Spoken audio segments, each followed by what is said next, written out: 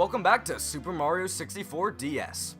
Last time, I did actually a bunch of stuff. I did a 100 coin mission, I did the slide star, I did another star in Bob-omb Battlefield. The thing is, I've done a lot. And this time, there is actually still quite a lot that I can do. Now, I would love to watch Yoshi sleep, because there is an idle animation I really enjoy, but I really don't have time for that right now. I say that, but I'm really second-guessing myself, because it's a super cute idle animation. Because it's important. It really is important, because if I don't show this off, I am going to feel pretty bad about it. So let's just sit down, talk a little bit about what I'm going to be doing this episode, while we watch Yoshi go to sleep. I'll lull him to sleep with my voice, which is something I don't think I could do to anyone, because of how loud I am, but let's just pretend that I am doing that. So, there is quite a lot I could do on the first floor still. I could open up any of the doors that have up to 3 stars on them. There's one door I cannot open yet because it takes 12 stars. But a majority of the doors on this floor I actually can open. Now, this is the idle animation I wanted to show you. It's very, very cute. I love Yoshi's little snot bubble, which is actually, fun fact, not placed near his nostrils. It's actually placed smack dab in the middle of both of his nostrils. So that's quite an attractive feature if I do say so myself. But there are quite a lot of doors I could open. You can see them by the bottom screen, or you can look in the distance and see one right there. But I'm not going to do any of that. I'm also not going to let Yoshi sleep for much longer. There is quite a lot I can do on this floor, but I'm not going to do a majority of it just yet. Because, you might have noticed, in this room a while ago, or that I went in last episode rather, there are quite a few double doors. One has an L over it, one has an M, one has a W, one just has a white background, which has a very, very fun story to it, and I guess I'll get to that once I actually unlock one of these, or show off what one of these doors do, though it should be kind of obvious. I'm going to keep it a little secret for now, for those who don't know what they do yet, but, come on. It should be relatively obvious. Anyway, moving on. There's a very special, thing about this door, which we'll get to later. But, for now, there's also the double door in the middle. If you go through this, it takes you into a very... I don't know, this room makes me reminisce of Candy, and maybe it's because of the bottom of this, or the floor, rather, which kind of looks like cake with sprinkles on it.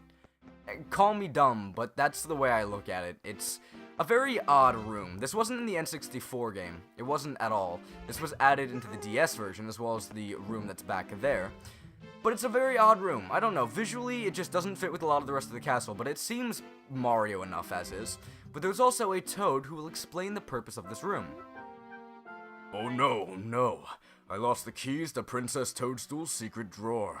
She's going to chew me out big time. Will you find the keys for me, Yoshi? This is just between you and me, but you can open the drawer when you have a key. The drawer leads to the rec room, where Princess Toadstool used to play games as a child. When you've found a key, you can go inside and play more mini-games. Just select rec room from the title screen to play. So, this is actually a very important thing about the DS version of this game. This and New Super Mario Bros. Wii, or New Super Mario Bros. DS, not Wii. Wow, I'm on a roll today with being wrong. But New Super Mario Bros. DS and this game share something in common. They actually have minigames. They actually do share a lot of the minigames as well. I don't think there's any unique minigame to Mario 64 DS that's not in New Super Mario Bros. DS. So, that's neat. I'm not going to be doing these just yet, because I actually don't believe I have unlocked any. Yep, 0 right on screen right there. I'm going to continue with my adventure, but later on I will show these off, and by later on I mean much later on. I won't make these a main point of the series. A lot of people do enjoy them, and a lot of people have fond memories of these, but I don't know. I just don't find a real need to play them, and I also don't feel a real need to unlock all of them. They're just minigames, and they're pretty cool, but I just don't care for them too much. I don't have a lot of memories with them, and they take advantage of the DS very well, and I do enjoy them. I just don't think they're necessary for this playthrough. But more importantly in this room, there's a painting. I've talked about how Mario 64 DS adds a lot of extra content. It also references games that actually came out after Mario 64 came out. For example, Super Mario Sunshine. Welcome to a Delfino... What's it called? Delfino... It's Delfino Island, right? Because I don't want to call it that, because I'm just thinking about, like, oh, but no, it's Delfino Plaza. The island and the plaza can't be named the same thing, right? But they totally could be. Anyway, more importantly, this is based off of Super Mario Sunshine, and it even has the music in the background. It's also a completely new level to Super Mario 64 DS. And this is awesome. This is one of the many examples of where they add new and interesting content to the DS version of this game. I've also already talked about the fact that because of my own incompetence, and I didn't look at the notes I had written up for this series, I completely forgot about the fact that they actually do add or I didn't forget about it. I didn't know about it until now. But they do add 1 star to every single level, one new one. That's not the only thing they do. They add new content as well in the form of new levels. Hopefully that made sense. I don't want to say blacked out, but my mind went blank for a minute, and I was just spouting whatever happened, you know? But yeah, this is a really cool level. There's not a lot going on. There's only 1 star, but the fact that they added this in the first place, it was so unnecessary, but it's so welcome. It is something that I really, really enjoy, and there's a few more of these in the future. Not too many, but there are a few more. And guess what? Remember how I said that Goombas have silver stars, and I should remember that? Oh. I'm looking like a real fool right about now, because the silver star is actually right here. It's right here. I remembered as soon as I killed that Goomba, and as soon as I said that, I remembered exactly where it was. Ugh. Alright, that's fine. I don't know what that noise was either. Anyway, we got the 1 star in this area. We're not coming back. There's not another one in here. And that's that. It's a really short area, but it's also extremely fun. I really like that concept. I really love how they add so much new content. And speaking of new content, there's also a room that was not accessible in the N64 version over here. It wasn't in it. Not accessible would mean it was actually present in the N64 version. It wasn't present at all. But if you have 8 stars, you can enter this new room, which has a balcony painting looking thing. I don't know if this is just a window to the outside world or if this is actually a painting. Because of the perspective, it looks like it's meant to be like a window, but it really doesn't come off as that. It seems more like it definitely is a flat texture, and that kind of makes me feel more like it's a painting, but it's not.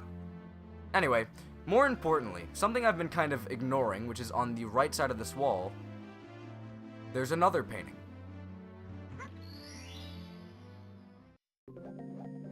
Similar to Luigi's Mansion, Mario has been trapped inside a painting, and we are seeing 2 completely new areas that are not present in the N64 version of the game in 1 episode.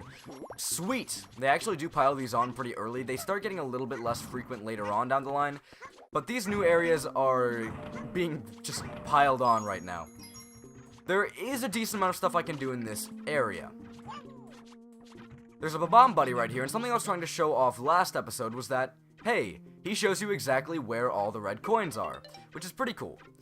The only issue is I cannot access all of these red coins just yet, and I also cannot get another star which is present in here just yet, due to the fact that I do not have the characters necessary. I may be able to get the red coin star a little bit earlier than intended. And the reason I say that is because I don't necessarily have to unlock the character that I need to get all the red coins. Like, I don't need to unlock them technically. I can use a cap, but we'll see. And I guess that's not earlier than intended. That's actually when the devs intended you to use it, or when the devs intended you to get it. I don't know, whatever. More importantly, I always go back to it after I actually unlock that character. I never think about the fact that I could just, put on a cap. One of the main things that drives you to play as Yoshi. I just never think about it. But more importantly, there's a very cool area that I'm going to have to completely ignore. It kind of sucks because I really, really do enjoy. I was actually in the right area before. I'm smart. It's a really cool area, and I really want to show it off and show you how cool it can be. But for now, I really cannot do that. I can't grab all the red coins. I can't access another one of the stars. That means a lot of this area is just... Okay, alright. That's fine, I guess. That was my own idiocy. The mic is blocking the screen a bit. It's not blocking enough to the point where I can justify that. But I'm gonna blame it on the mic anyway, because that's just how I roll. But yeah, this is a really cool area. It's really nice that they, again, are adding new content to this game. It's not just like, ooh, look, now the game's on a different system, and it's kind of a little bit prettier. No, it actually adds quite a lot. Anyway, going back to what I was trying to say before I just made a fool of myself 8 different times in a row. I do love this area. I want to show it off a bit more, but I can't. There's no reason for me to do so. So I'm gonna skip over a lot of it, and we'll be back to here a little bit later. I'm no ordinary Goomba. I'm Goomboss, the great Goomba, the grand Pooba Goomba. That Mario stomps on us, but now the tables have turned. I locked him up in a room. I bet he's crying like a baby. I have no business with you, so scram. There's no way a prehistoric wimp like you could beat my stupendous stomps. This is another, or not another new boss. I guess if you want to count the rematch with Babam, with King Babam, or Big Babam rather. I always think he's King Babam. That's not his name at all. That's what he's named later on down the line, but for now he's just Big Babam. But this is a completely new boss fight, one that was not even close to being present in the N64 version of the game. All this new content, delectable. But this is kind of interesting. So what you want to do is grab all the Goombas that are behind him with your mouth, turn them into an egg, and then hit him with the egg. I'm sure you can just spit out the Goombas, but it's not super effective. Here's the deal, though. When you hit him, he will not only get larger, he will also get faster. That not hit him? Are you kidding me? Alright. He will not only get larger, he will also get faster. So you want to be careful about this. Now, right now, and I think a little bit later as well, I can still do this. But right now, you can very easily jump around the edge of him like this. I actually kind of want to grab this guy real quick, make an egg, because I can cheese the last part of this, the last phase of this. Because he gets really, really fast. Real fast. What you want to do is jump behind him. I can still do that. That's actually a lot easier than I remembered it being. Huh. That used to give me a little bit more challenge, because I just didn't...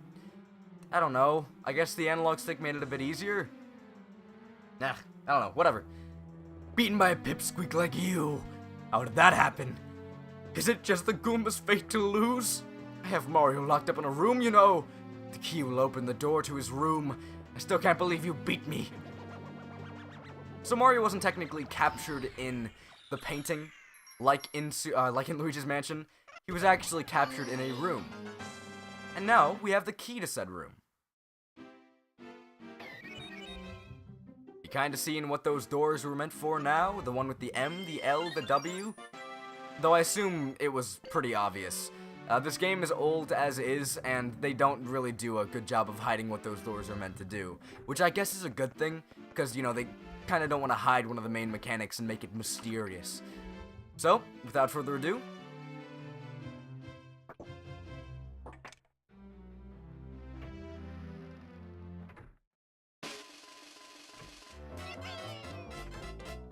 we can finally play as Mario proper. You've rescued Mario. Now we can smash Bowser in style. Red caps are everywhere. Grab one to turn into Mario. That's a little late. I mean, thanks anyway, but you're a little late on the uptake there, game. Thwart Bowser's sinister plans with super moves. So yeah, now we can actually play as Mario. We're not Yoshi anymore, we are the Red Man himself. And with our newfound abilities of being a human being with a red cap, sure, let's go with that, we can hop right back into the painting and do a few special things. The main thing being right over here immediately to our right. It's actually a little bit farther than immediately, but it's close enough to being immediately that I'm going to call it immediately. We still can't do the red coin star just yet, but if I take the right path, this place is a little bit confusing. Right up here should be it. That got a little weird. I was actually not sure if I was going to be able to make that, but right here, there's actually a new mechanic. Read the sign, please. Thanks. Okay. Alright. Again, controls are a little stiff. It's not a big deal, but sometimes when you're trying to be a bit more precise, it can get a little bit annoying. Though I have those issues in the N64 version as well. It's not like something that's only the DS version. I do have issues with precision in the N64 version as well, but whatever. In front of you is a star switch. Step on it to make a star appear in the course. Hurry to collect the star before it disappears. Don't forget that you can check the star's location on the touchscreen map. So, this is a star switch, and it creates a switch star. What you want to do with a switch star is, again, race to it as fast as you possibly can. Mario can wall jump, so we're finally getting some use out of this ability, because there's actually an area for us to do it in. And there we go. That was a pretty easy star. It gave us an ample amount of time, but later on, trust me, those switch stars will get significantly harder. There are some that have a really strict time limit. You can hear the time limit, like, kind of counting down a little bit. It starts getting faster and faster. The beeps in the background, that is, they start getting faster and faster, showing you that you are getting less and less time. So, this one was really easy, but they get difficult later on. Wow, another power star. You're getting stronger from the power of the castle. Do you want to save? Not now. Thanks anyway, though. And we can exit the course. Again, we cannot get the red coin star just yet. Mario is not the character we needed to actually unlock the red coin star, so that's that. Anyway, with that being said and done, next time on Super Mario 64 DS, I'm actually going to give Mario a bit of a test run in a real course. I'm not going to let him do a 2-second star and call it a day. I will actually use him in a main course. But that's for next time. Until then.